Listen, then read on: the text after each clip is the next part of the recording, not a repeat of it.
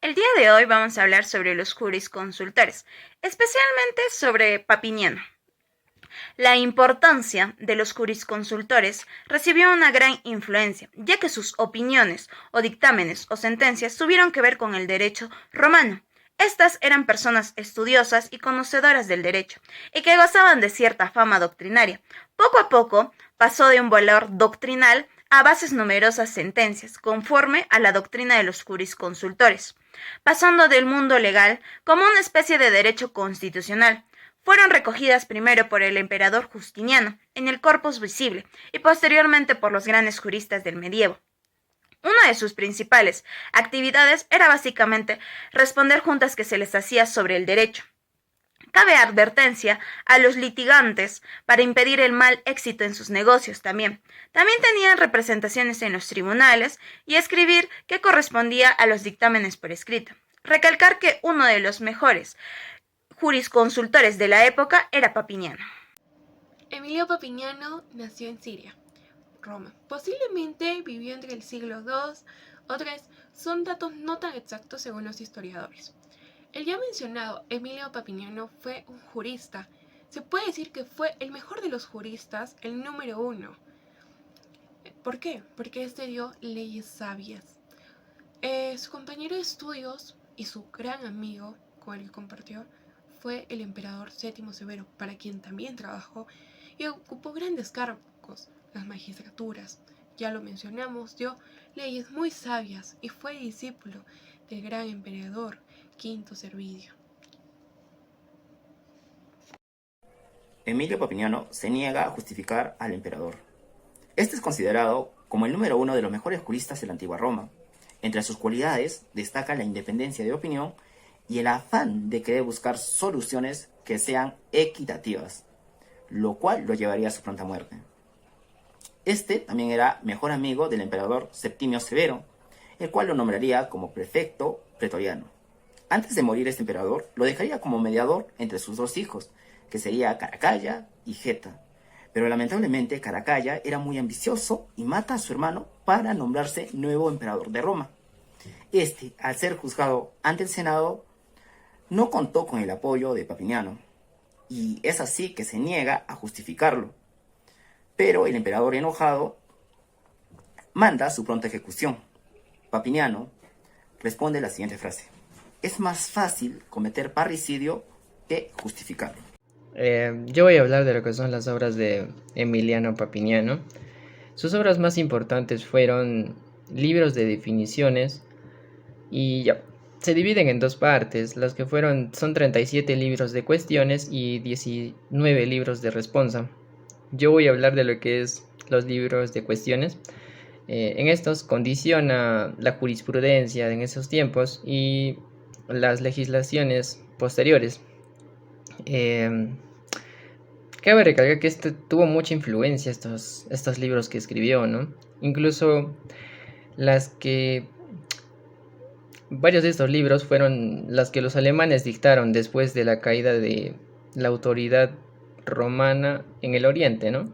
Lo que quiere decir que tuvieron mucha influencia sus obras, ¿no? Es todo. Bien, como mi compañero ya mencionó, hay 37 libros de cuestiones y 19 libros de responsa. Pero además de ello, existían 2 libros de definiciones influyendo profundamente en lo que es la jurisprudencia y lo que posteriormente son legislaciones que se dan más adelante. Bien, ahora, por otro lado también se mencionan a los libros digesta. Estos eran escritos por funcionarios de Justiniano en el famoso Corpus, una recopilación que contenía 50 libros de fragmentos de obras de juristas romanos encargados por el emperador Justiniano I. Bien, ahora, la ley de citas 426 regulaba la recitatio de las obras de los juristas ante los tribunales. Es decir, atribuir efecto jurídico a los escritos de los autores que se podían citar a juicio. Entre ellos, Papiniano, Paolo, Ulpiano, Modestino y Gaius, siempre y cuando la mayoría esté en desacuerdo, dicha ley establecía que la opinión de Papiniano debía prevalecer sobre las del resto. Es importante mencionar que Papiniano también redactó las obras de Adulteris, es decir, 2 libros de definiciones y un texto el cual era redactado en griego, el cual exponía las obligaciones de los magistrados y los funcionarios de la policía urbana. Bien, se cree que este último se trata de una colección posclásica que reproduce fragmentos de la responsa. Comenzar a hablar sobre lo que es el Vir Excellentis Ingeni, comenzando con lo que es Séptimo Severo, con el primer emperador que fue de origen africano, también siendo amigo de Emilio Esparciano, claro, considerado como el mayor jurista de Roma. Un historiador romano que era Helio Esparciano da una cita que Papiniano había dado para parar las pretensiones del emperador Lucio VII, conocido como el Caracalla. La cita se refería a que no es tan fácil defender el fratricidio como cometerlo, y acusar a un inocente que ha sido asesinado es un segundo acto de asesinato. Por otra parte, uno de los excelentes trabajos de ingenio de Papiniano fue que hace evidente el perfeccionamiento de lo que es el favor de los principios, como el favor libertatis o también el favor de testamentorum, y lo que es el peculum, que esto es relacionado a la materia familiar. Esas en que ayudaron, estas fueron de vital importancia para el avance humanitario en lo que es el derecho romano, gracias a lo que es Emilio Papiniano. Hoy les hablaré sobre la importancia de Emilio Papiniano. Emilio Papiniano fue un príncipe de la jurisprudencia romana. Él orientaba la búsqueda de soluciones por igual. Él creó las dos más importantes complicaciones legislativas que impuso el Breviario de Alarico de los visigodos y la Ley Romana de los Borgoñas. Las frases de Papiniano, siendo la muerte un hecho que no cobra relevancia exclusivamente cuando llega, sino precisamente mientras estamos vivos, se revela que nuestra legislación nos permite decidir en qué momento y de qué forma entendemos que nuestra muerte ha llegado. De eso se tratan las dos frases de Papiniano. La primera es mucho más fácil cometer un parricidio que justificarlo. Se trata que el emperador de Caracalla ordenó su ejecución de Papiniano, ya que éste se negó a justificar públicamente el asesinato de Caracay que había cometido contra su hermano. Sin embargo, en este caso, la respuesta de Papiniano fue de inmediatamente opuesta, y en la cara del emperador le exclamó una frase: es más fácil cometer un parricidio que justificarlo, sabiendo que diciéndola dictaría su propia pena de muerte.